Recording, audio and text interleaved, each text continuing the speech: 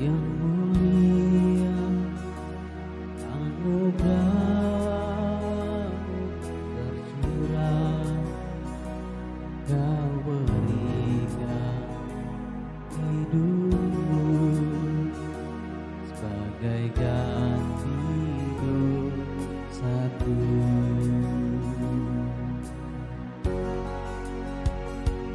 Lebih dari yang kukira, pengampunan yang kuterima, kasih Yesus yang abadi mengalir di Kalvari.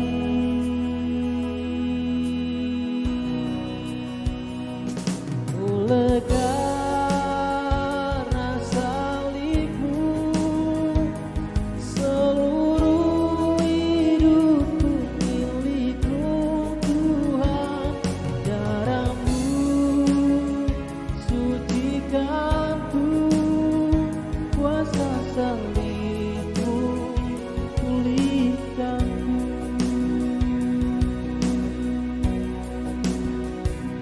Oleh karena salib-Mu, seluruh hidupku milik-Mu Tuhan. Darah-Mu sucikanku, kuasa salib-Mu pulihkanku, kuasa salib-Mu pulihkanku, kuasa salib-Mu pulihkanku.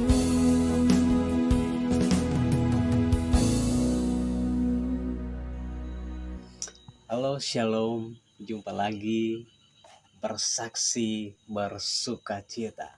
Haleluya. Saudara yang dikasih oleh Tuhan Yesus Kristus, malam hari ini bertemu lagi. Ayo sama-sama kita bersaksi memuliakan nama Tuhan. Saudara yang dikasih Tuhan Yesus Kristus, apa sebenarnya status kita di kolong langit ini?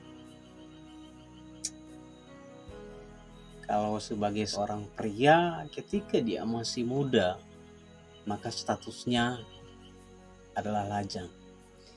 Ketika dia sudah berkeluarga, maka statusnya sebagai kepala keluarga kalau itu dia seorang pria. Kalau dia seorang wanita, maka statusnya sebagai ibu keluarga. Dan selanjutnya mereka memiliki anak, maka status mereka sebagai keluarga yang memiliki anak. Demikian juga di tengah-tengah pekerjaan kita masing-masing. Kalau kita bekerja di wira swasta, pekerjaan kita di negeri, kita mungkin seorang PNS, maka status kita menjadi seorang PNS di tengah-tengah pekerjaan kita. Status kita menjadi seorang wira swasta di tengah-tengah pekerjaan kita. Nah, saudara yang dikasih oleh Tuhan Yesus Kristus, berbicara tentang status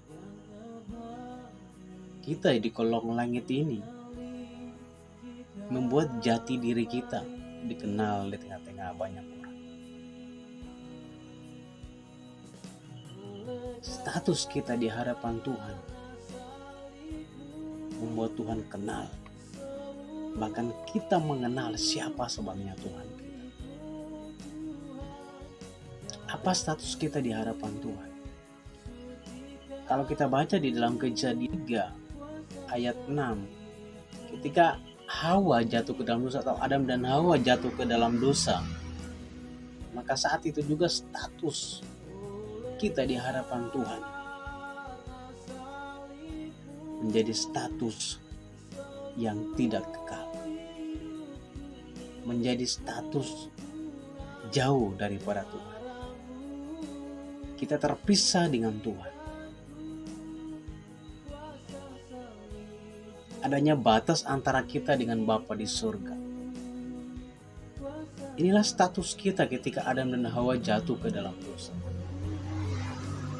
Kalau kita lihat di dalam Kejadian 3 ayat 6, itu berkata bahwa perempuan itu melihat bahwa buah pohon itu baik untuk dimakan dan sedap kelihatannya. Lagi pula pohon itu menarik hati karena memberi pengertian.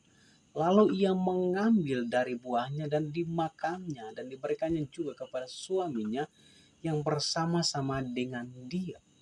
Nah, saudara yang dikasihi oleh Tuhan Yesus Kristus,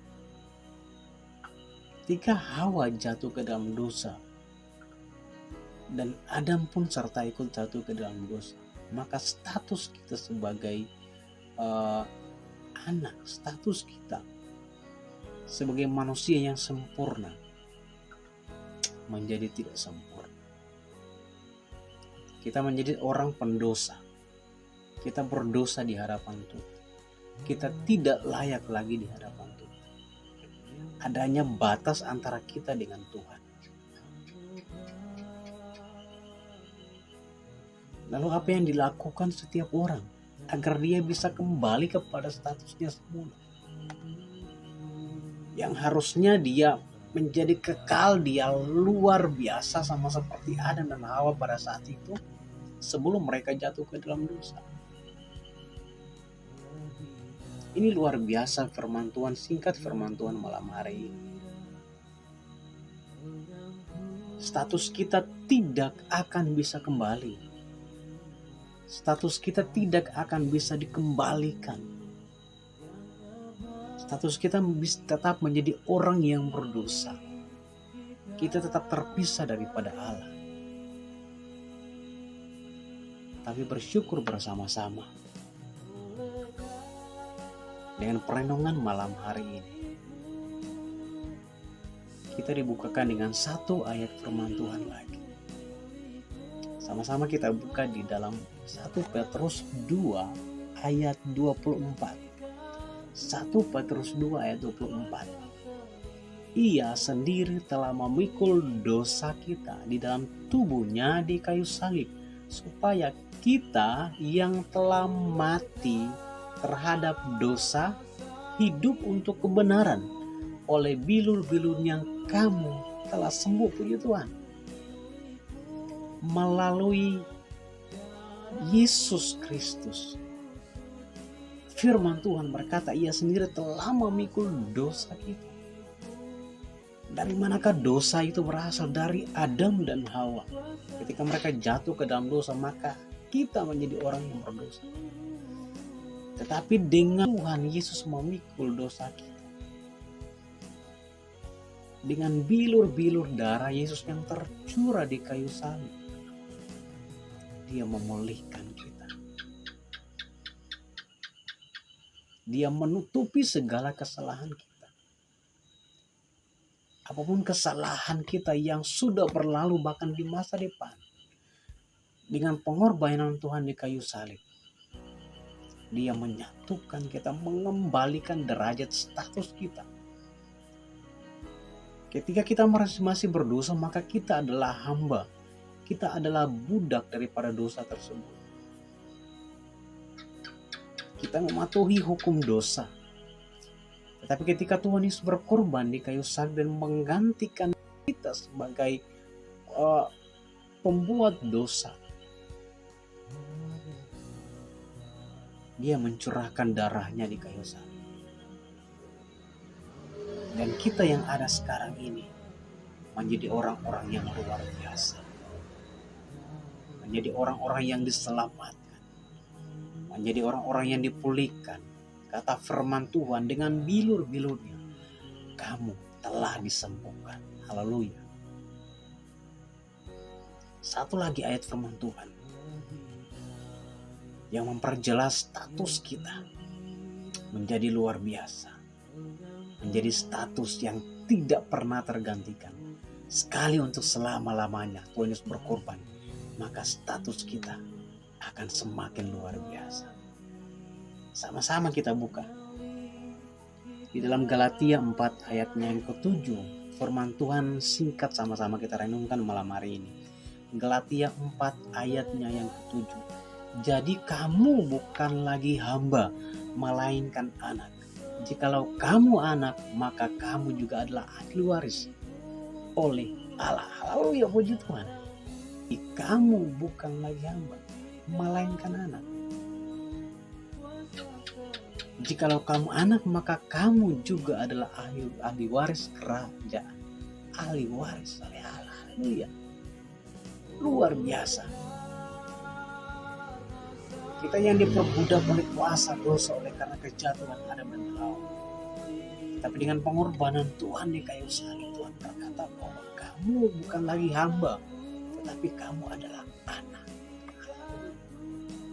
Bukan cuman itu, waduh saudara yang dikasihi Tuhan Yesus Kristus. Bukan cuman anak, Tuhan berkata. Tuhan bilang bukan cuman anak, tetapi apa yang dia katakan, maka kamu juga adalah ahli waris kerajaan Allah. Tidak ada yang bisa tandingi kasih Bapa terhadap anak, kasih Yesus terhadap umatnya, terhadap setiap domba-dombanya yang luar biasa. Dan hari ini saya mau bilang bahwa kalau kita percaya, maka kita menjadi ahli waris. Percaya bahwa kita adalah anak. Saya punya satu ilustrasi yang luar biasa. Saudara yang dikasih Tuhan Yesus Kristus, ini adalah uang 100.000. Adalah uang 100.000 yang luar biasa. Merah lumayan keren. Saya tahu pasti ada banyak orang yang mau dengan uang 100.000. Kalau saya lipat uang 100.000, lalu saya kasih ke orang-orang, jadi pertanyaan adalah, apakah setiap orang masih mau uang 100.000 yang saya sudah lipat-lipat? Pasti ada yang mau. Kotor tetapi harganya masih tetap 100.000. Artinya apa? 100.000 masih ternilai. Sekalipun sudah kusam, sudah kotor. Tetapi harga atau 100.000-nya masih tetap. Artinya apa? Sekalipun kehidupan kita, sekalipun dosa merah seperti kermis, tapi Tuhan bilang Tuhan putihkan seputih salju. Sekalipun dosa kita seberat apapun, kalau kita percaya akan pengorbanan Tuhan di kayu salib, status kita pasti akan menjadi anak dan bukan lagi hamba, sehingga kita akan menjadi ahli waris yang luar biasa bagi Bapa di surga. Amin. Buat firman